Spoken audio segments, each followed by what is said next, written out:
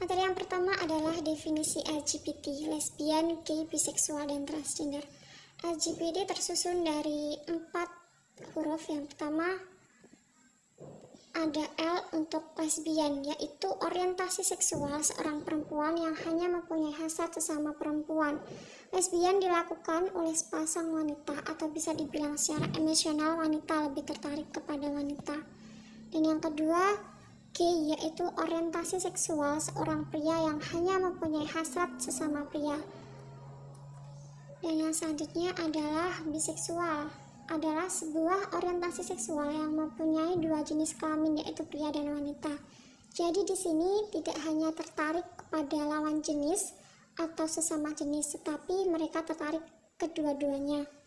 Dan yang terakhir adalah transgender, yaitu orang yang merasa identitas gendernya berbeda dengan jenis kelamin yang ia bawa ketika lahir. Tidak semua orang yang penampilannya atau perilakunya sesuai dengan gendernya, namun jiwanya seperti perilakunya. Yang selanjutnya adalah terminologi LGBT dalam fikih. Di dalam Islam, LGBT dikenal dengan 2 istilah. Yang pertama adalah aliwat atau gay, yaitu perbuatan yang dilakukan oleh laki-laki. Perbuatan ini merupakan perbuatan yang keji dan melampaui batas. Fikih lebih sering menggunakan istilah aliwat untuk perbuatan seks sejenis atau homoseksual, dan luti untuk pelakunya, yang mengacu ke kisah kaum Nabi Lut di Al-Quran. Aliwat di dalam kitab Nahayatu Al-Zain, syarh kitab Qurat Al-Ayun bi Muhimmati al-Dinfi al-Fiqih ala Mazhab al-Imam Asy-Syafi'i, sebuah kitab yang sangat populer di dunia pesantren tradisional salaf di Indonesia. Imam Nawawi Al-Bantani memberi definisi sebagai berikut: al-watu fi al-dubur, yaitu berhubungan seks dengan memasukkan alat kelamin ke dalam dubur. Definisi ini tidak menjelaskan apakah hubungan seks dengan memasukkan penis ke dalam dubur itu dilakukan kepada perempuan atau laki-laki. Definisi itu tidak menggambarkan perilaku seksual terhadap sesama jenis atau lawan jenis. Namun, Imam Nawawi mengharamkan praktek aliwat, sebuah praktik seksual yang memasukkan kelamin pria ke dalam dubur. Definisi aliwat dari Imam Nawawi tidak mewakili definisi salah satu item dari LGBT. Misalnya gay yang spesifik membahas hubungan sesama jenis di kalangan laki-laki. Imam Nawawi hanya menggambarkan praktik seks yang tidak diperbolehkan, bukan kecenderungan seks. Di dalam definisi itu tidak ada kalimat yang jelas soal perilaku atau kecenderungan seks dalam konteks psikologis kepada sesama jenis, sehingga tidak dapat mendefinisikan aliwat sebagai gay yang dipahami sekarang.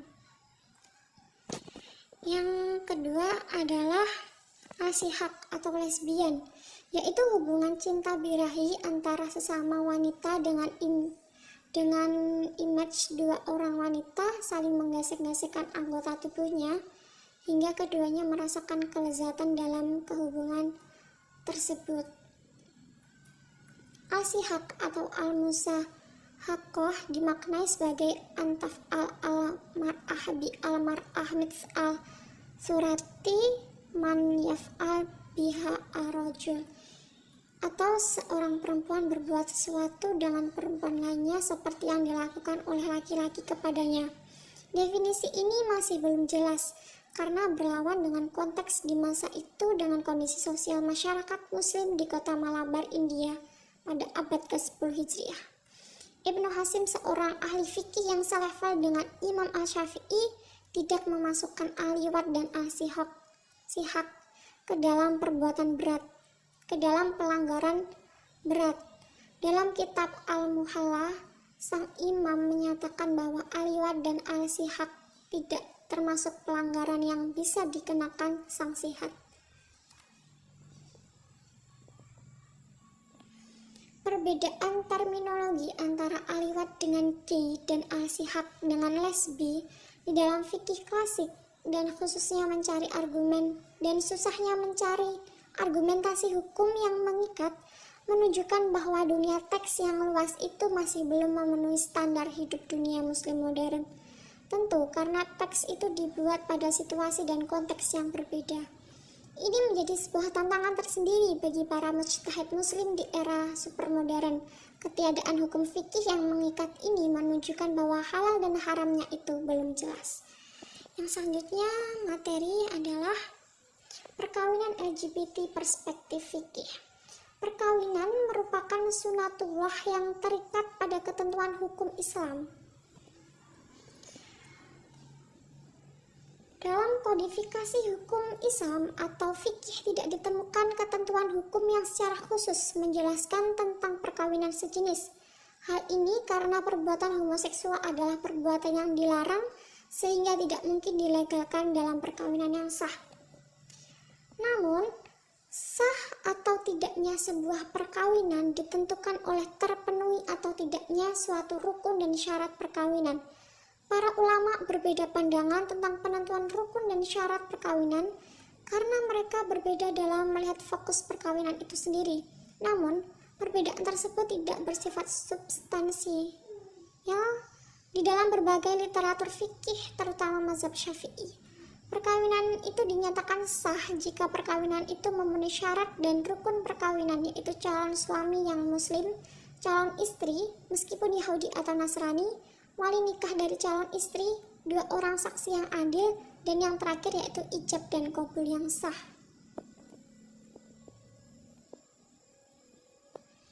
Berdasarkan pada syarat dan rukun perkawinan tersebut, dapat dipahami bahwa perkawinan meniscayakan adanya pasangan calon mempelai dari jenis kelamin yang berbeda, yaitu laki-laki dan perempuan. Tidak boleh daripada itu seperti sesama laki-laki atau sesama perempuan. Ketentuan hukum ini bersifat aklamatif antar generasi yang berarti bernilai ijma' al-ummah atau kesepakatan keseluruh umat Islam. Dengan demikian, perkawinan sejenis yang dilakukan oleh kaum LGBT dinyatakan tidak sah dan haram karena menyimpang dari ijma' karena diberlakukan sejenis. Materi yang selanjutnya adalah keabsahan perkawinan LGBT menurut Undang-Undang Perkawinan. Selain dari aspek keabsahan perkawinan tersebut, larangan perkawinan LGBT dapat ditelusuri dari pendapat ulama tentang keharaman perilaku homoseksual. Mengaitkan hukum perkawinan LGBT dengan larangan perilaku homoseksual sangatlah relevan, karena menurut jumhur ulama, esensi dari sebuah pernikahan adalah li'al istimta atau bersenang-senang atau menyalurkan kebutuhan biologis. Penyaluran kebutuhan biologis harus melalui institusi perkawinan yang sah berdasarkan syariat. Di dalam KHI tidak ada ketentuan secara khusus tentang perkawinan sejenis yang dilakukan oleh kaum LGBT, tetapi dalam beberapa pasal KHI mengisyaratkan bahwa perkawinan itu hanya boleh dilakukan oleh pasangan suami istri dari jenis kelamin yang berbeda, yaitu laki-laki dan perempuan. Pasal-pasal tersebut antara lain yang pertama adalah pasal 1 huruf A dalam KHI yang menjelaskan bahwa peminangan ialah kegiatan upaya ke arah terjadinya hubungan perjodohan oleh seorang pria dengan seorang wanita. Yang selanjutnya pada pasal 1 huruf D dalam KHI menyebutkan mahar adalah pemberian dari calon mempelai pria kepada calon mempelai wanita, baik berbentuk barang atau jasa yang tidak bertentangan oleh hukum Islam. Selanjutnya, pasal tersebut dipertegas lagi oleh pasal 30 dalam kompilasi hukum Islam yang menyebutkan bahwa calon mempelai pria wajib membayar mahar kepada calon mempelai wanita dengan jumlah bentuk dan jenisnya disepakati oleh kedua belah pihak.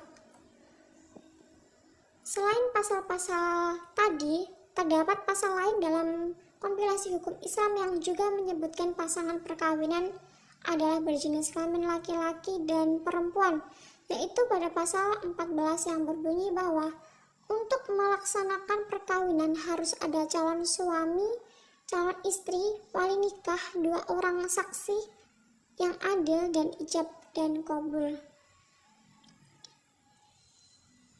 Kemudian pada pasal 15 ayat 1 menyebutkan bahwa untuk kemaslahatan keluarga dan rumah tangga, perkawinan hanya boleh dilakukan calon mempelai yang telah mencapai umur yang ditetapkan dalam pasal 7